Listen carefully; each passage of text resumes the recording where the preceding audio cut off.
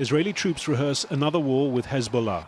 These exercises, the largest in 19 years, took place in September. 2 months on, some are wondering whether Lebanon's political crisis might set the stage for the real thing. I have great concerns over the developments in the Middle East.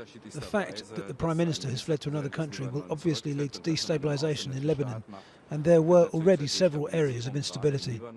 Behind those fears are the extraordinary events of the last 10 days, which have seen the Lebanese Prime Minister Saad Hariri summoned to Saudi Arabia and announce his resignation, and the leader of Hezbollah accuse the Saudis of declaring war.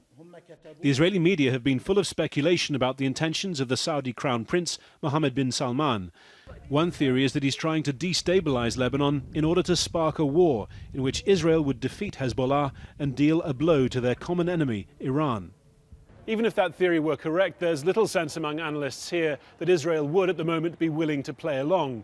It would certainly be an enormous test at an early stage of the recent warming in relations between Saudi Arabia and Israel.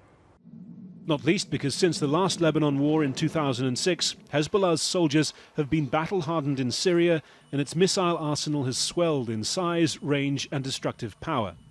On the Israeli side, Defense Minister Avigdor Lieberman has repeatedly this year promised that in any future conflict, Israel would seek a decisive, clear victory, all of which would risk a larger-scale conflict than 11 years ago.